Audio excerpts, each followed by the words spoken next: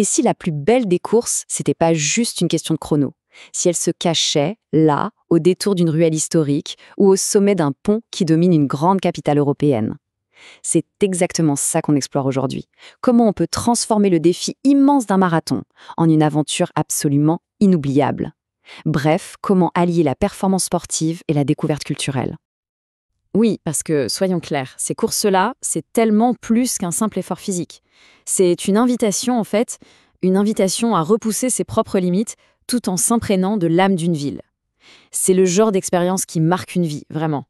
Alors on part à la découverte de ces parcours qui vont rester gravés dans les mémoires, autant que dans les jambes. Voilà, c'est parti pour une aventure européenne. Et comme on le disait, c'est bien plus qu'une simple course. Participer à l'un de ces marathons, c'est s'offrir un cocktail, un mélange unique de dépassement de soi et d'immersion culturelle totale. Chaque ville a sa propre atmosphère, sa propre bande-son, qui va transformer la course en quelque chose d'inoubliable. Cette citation, elle résume tout, non? Rome transforme chaque kilomètre en une leçon d'histoire vivante. C'est exactement ça. Courir un marathon, ça devient une manière unique de sentir le pouls d'une ville, de s'approprier ses rues, son histoire, d'une façon presque viscérale. Ça n'a rien à voir avec une simple visite touristique, on est bien d'accord. Allez, premier chapitre de notre voyage, courir à travers l'histoire. On va parler de ces endroits où chaque foulée fait écho au passé. C'est pas une image, On parle de villes où le parcours lui-même est un voyage dans le temps. Des lieux où chaque foulée résonne avec l'histoire. Des empereurs aux philosophes, chaque pavé littéralement a quelque chose à raconter. Et pour commencer, où d'autre qu'à Athènes? C'est une évidence. C'est le marathon originel. Pour n'importe quel marathonien, c'est un peu le pèlerinage ultime, un vrai retour aux sources, là où tout le mythe est né. C'est l'essence même de ce sport, tout simplement. Voilà, c'est ça qui est dingue. Cette course mythique suit le chemin légendaire de Phédipides. Quand on court à Athènes, on ne fait pas que suivre un tracé GPS. Non, on sent le souffle d'une légende qui a 2500 ans. On court littéralement sur les traces du messager qui a annoncé la victoire contre les Perses. Imaginez l'émotion. Elle est palpable à chaque kilomètre. Alors, le parcours, concrètement, c'est quelque chose. Départ de la ville de Marathon, bien sûr, puis on passe devant l'Acropole, le Parthénon, et l'arrivée, dans le stade panathénaïque, le stade même des premiers Jeux Olympiques modernes. Rien que d'y penser, ça donne la chair de poule. Mais attention, c'est un parcours exigeant, très vallonné, il va tester le mental autant, si ce n'est plus, que les muscles. Donc pour résumer, Athènes, c'est le défi mythique et exigeant. Mais Rome, c'est une toute autre partition pour courir à travers l'histoire. D'un côté, on a un test d'endurance face à la légende, sur un parcours vallonné. De l'autre, une visite monumentale, à grande vitesse, dans un musée à ciel ouvert, sur du plat. 2 expériences, 2 philosophies, mais une seule et même passion. Et à Rome, le parcours, c'est juste un spectacle permanent. Imaginez, le Colisée, le Forum romain, la fontaine de Trévis, la place Saint-Pierre, on passe devant tout ça, c'est époustouflant.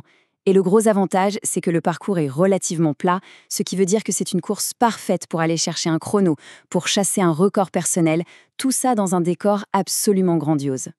Bon, on quitte les pavés de l'Antiquité et on change de décor. Direction les routes scéniques et les vues modernes. On va s'intéresser maintenant au marathon où le spectacle, il vient autant de la nature que du design et de l'architecture. Des parcours où les paysages sont juste à couper le souffle.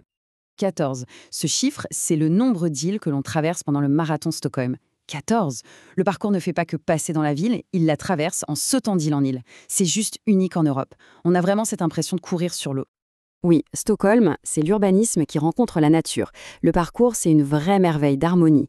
Un instant, on est dans les ruelles colorées de Gamla stan, la vieille ville. L'instant d'après, on longe des palais royaux. Et puis hop, on se retrouve au calme dans des parcs super verdoyants. C'est vraiment la parfaite illustration de cet équilibre suédois entre la ville et la nature. Allez, on reste en Scandinavie, direction le Danemark pour le marathon de Copenhague. Alors, qu'est-ce qui le rend si spécial, celui-là?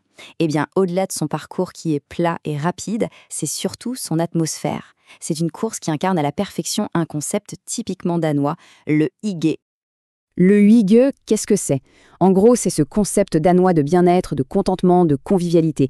Et pendant le marathon, ça se traduit par quoi? Par une ambiance incroyablement chaleureuse et familiale. On voit des familles qui offrent de l'eau, il y a des musiciens à tous les coins de rue. Les spectateurs, ils sont pas juste là pour regarder passer les coureurs. Non, ils participent à la fête. Et ça transforme l'effort en un vrai moment de partage. Bon, C'est bien beau tout ça, toutes ces destinations font rêver, c'est sûr. Mais la grande question, c'est comment choisir sa course? Le marathon européen parfait, finalement, il dépend surtout de ses propres objectifs. Alors, voyons un peu comment trouver celui qui va correspondre pile poil à ses attentes. La toute première question à se poser, c'est qu'est-ce que je cherche en priorité? Est-ce que c'est plutôt la découverte culturelle? Ou alors l'objectif, c'est de faire une performance, de battre un record personnel? Ou peut-être que c'est l'expérience humaine, l'ambiance qui compte le plus? La réponse à cette question, c'est un peu la boussole qui va guider vers la bonne ligne de départ. Ensuite, un autre point super important, le profil du parcours. Ça change tout. Les parcours plats, comme un Amsterdam ou Copenhague, ce sont des vraies autoroutes pour la performance, idéales si on vise un record. À l'inverse, des courses plus vallonnées, comme à Lisbonne ou à Prague, là on privilégie le spectacle, le défi. Le choix va donc dépendre directement de l'objectif qu'on s'est fixé au départ. Ok, la course est choisie. Maintenant, place à la logistique. Et là, attention, c'est une course avant la course. D'abord, il faut définir ses critères, puis s'inscrire, et s'inscrire tôt, parce que les places partent à une vitesse folle. Ensuite, on réserve le voyage et le logement.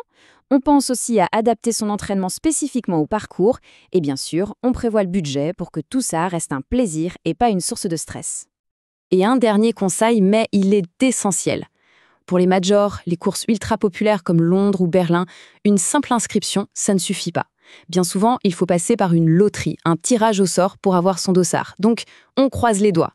Ça veut dire qu'il faut s'y prendre très, très en avance, parfois même plus d'un an avant la course. Alors voilà, après ce voyage à travers l'histoire, les paysages, les ambiances, la question finale, c'est celle-là. Quelle sera la prochaine ligne d'arrivée? Quelle ville? Quelle aventure? Quelle course fait vibrer?